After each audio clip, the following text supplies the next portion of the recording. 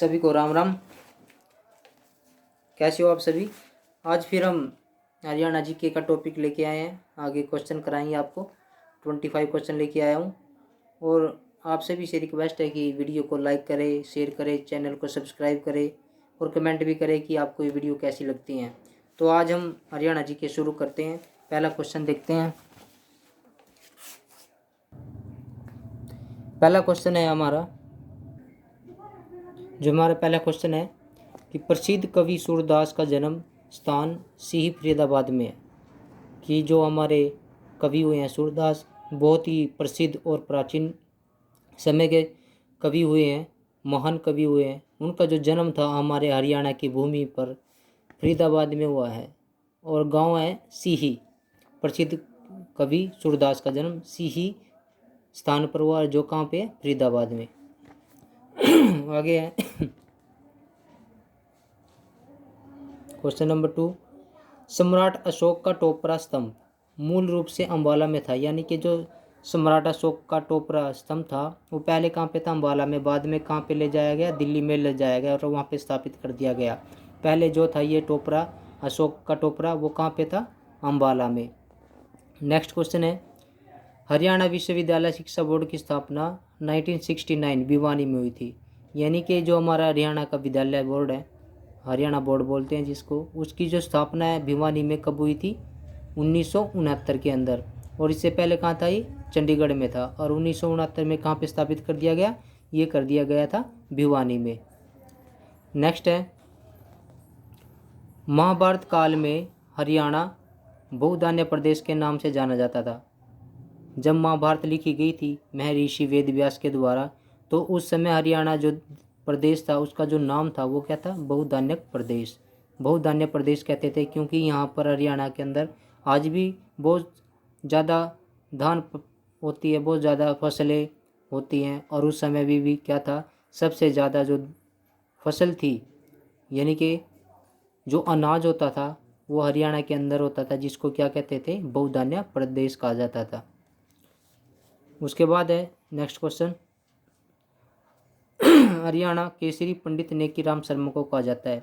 कि हरियाणा केसरी किसको कहा जाता है, पंडित नेकीराम शर्मा को कहा जाता है।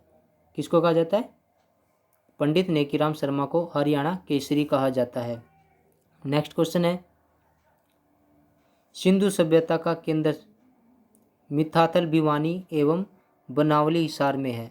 यानी कि जो सिंधु सभ्यता का जो मुख्य केंद्र है हरियाणा के अंदर, वो कहाँ पे है, मिथाथल।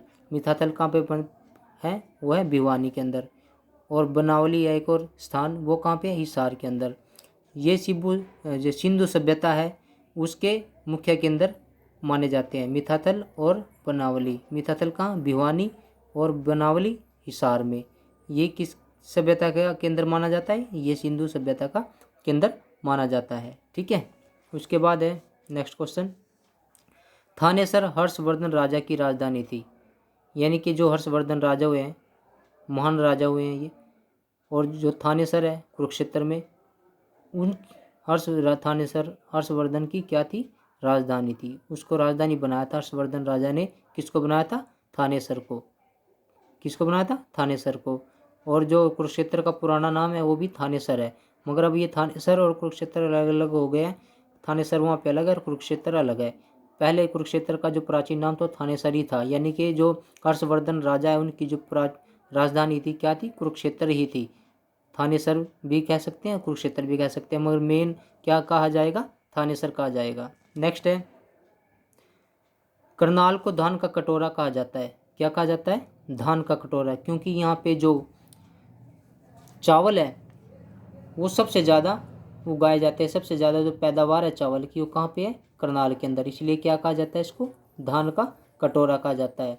एवं हरियाणा का पेरिस भी कहा जाता है। और इसको हरियाणा का पेरिस भी कहा जाता है क्योंकि हरियाणा के अंदर करनाली एक ऐसा जिला है जो सबसे स्वच्छ और साफ सुथरा, हवा में और हरियाली में सबसे बढ़िया जो जिला माना जाता है वो हरियाणा के अंदर करनाल माना जाता है। साफ सफाई में, रहने में, हर चीज़ में सबसे बढ़िया जिला माना जाता है हरियाणा के अंदर करनाल। इसलिए क्या कहा जाता है, इसको हरियाणा का पेरिस कहा जाता है।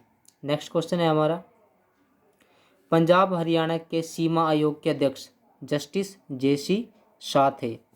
जो पंजाब हरियाणा सीमा आयोग का जो अध्यक्ष था, जब पंजाब और हरियाणा अलग हुए थे तो एक सीमा आयोग बनाया गया था, उसके जो अध्यक्ष थे कौन थे? जस्टिस JC शाह थे।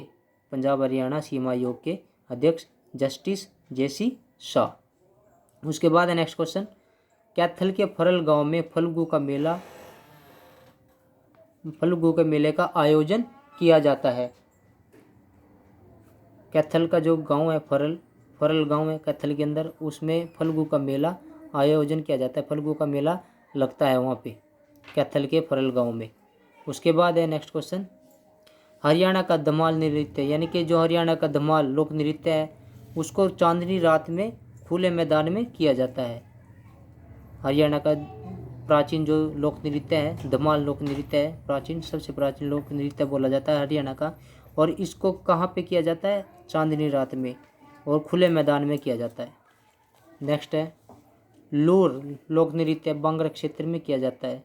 जो बांगरा क्षेत्र है उसमें जो लूर लोक नृत्य है वहाँ पे किया जाता है, बांगरा क्षेत्र में पड़ा, जहाँ पे जींद हो गया, रोहतक हो गया, सोनीपत, ऐसे क्षेत्रों में जो लूर लोक नृत्य है वो बांगरा क्षेत्र में किया जाता है।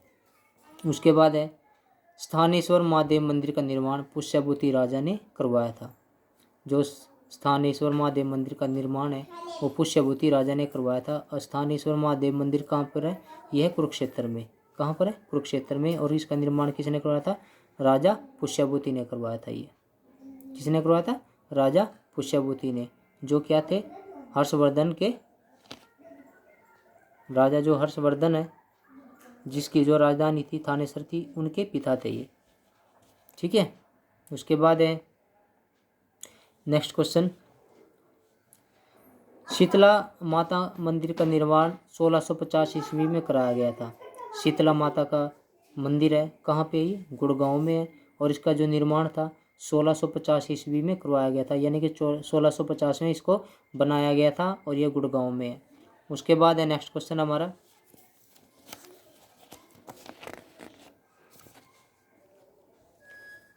उन्नीस में बनी विधानसभा का पहला जो विधानसभा का स्पीकर था कौन था? वो राव वीरेंद्र सिंह।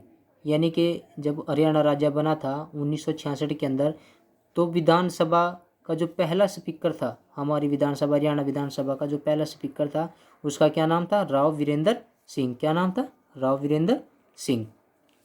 1966 में बनी थी ये।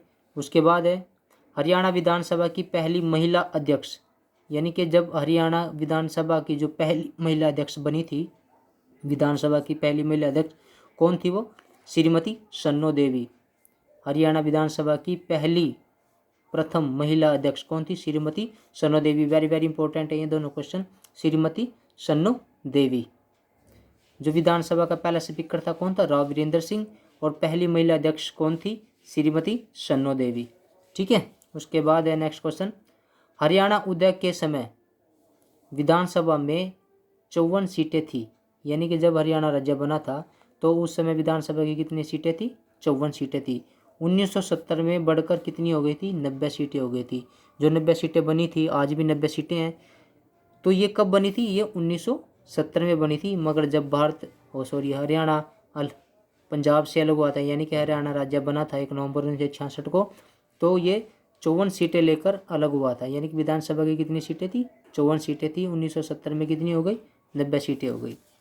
उसके बाद है ढोसी की पहाड़ी, ये किससे संबंधित है? ये च्यवन ऋषि से संबंधित है। ढोसी की पहाड़ी च्यवन ऋषि हुए, महान ऋषि हुए हैं, उनसे संबंधित है ये ढोसी की पहाड़ी। और ये कहाँ पर है? महेंद्रगढ़ में है। कहाँ पर है ये? महेंद्रगढ़ के अंदर है ये ढोसी की पहाड़ी, च्यवन ऋषि से संबंधित है। उसके बाद है 19 क्वेश्चन, हरियाणा का भिवानी बॉक्सिंग, यानी कि जो हरियाणा का भिवानी है वो बॉक्सिंग की नर्सरी कहलाता है। हरियाणा का भिवानी जिला है जो क्या कहलाता है? बॉक्सिंग की नर्सरी कहलाता है। क्वेश्चन ऐसा आ जाएगा कि बॉक्सिंग की नर्सरी कौन सा जिला कहलाता है? वो है भिवानी। और भिवानी को क्या कहते हैं? बॉक्सिंग की नर्सरी। ठीक है। उसके बाद है नाहड़ वन्यजीव अभयारण्य कहाँ पर है? यह है रेवाड़ी में। नाहड़ वन्यजीव अभयारण्य कहाँ पे है? रेवाड़ी के अंदर। ये जो वन्य जीव अभयारण्य ये भी वेरी वेरी इंपॉर्टेंट है, सभी कर लेना, मैंने करवाए हैं पहले भी और आगे भी कराता रहूँगा। तो ये जो वहाँ नाहड़ वन्य जीव अभयारण्य ये कहाँ पे है, रेवाड़ी में। उसके बाद है जींद शहर का पुराना नाम, क्या नाम था, जैंतापुरी। जींद का पुराना नाम क्या है, जैंतापुरी। कुरुक्षेत्र का पुराना नाम क्या है, थानेसर। ठीक है। उसके बाद है यादविंदर उद्यान। जो यादविंदर उद्यान ये कहाँ पे, पिंजौर में है। और यहाँ पे हर साल प्रतिवर्ष आम का उत्सव मनाया जाता है, यानी कि आम का मेला लगता है यहाँ पे हर साल। कहाँ पे लगता है, यादविंदर उद्यान है, कहाँ पे, पिंजौर पंचकुला में है। और यहाँ पे आम का उत्सव मनाया जाता है हर साल। उसके बाद है नेक्स्ट क्वेश्चन, अम्बाला में सैनिक छावनी अंग्रेजों ने बनाई थी। जो अम्बाला कैंट है यानी कि अम्बाला की जो छावनी है वो किसने बनाई थी, अंग्रेजों ने बनाई थी। और कब बनाई थी, 1843 में बनाई थी ये। ठीक है, अम्बाला की छावनी अंग्रेजों ने बनाई थी 1843 ईस्वी में बनाई थी। और इसका जो आज ये वीडियो करा रहा हूँ मैं, आज की जो कक्षा है, इसका अंतिम क्वेश्चन, सूरदास अकबर मुगल शासक के समकालीन थे। यानी कि जो हमारे सूरदास हुए हैं, महान कवि हुए हैं, जिनका जन्म स्थान वो क्या है, फरीदाबाद और गांव सीही, ये किसके समकालीन थे, ये मुगल बादशाह अकबर के समकालीन थे। यानी कि उस समय मुगल बादशाह अकबर था और सूरदास एक ही काल में थे, ये दोनों समकालीन थे। तो आज के लिए इतना ही काफ़ी।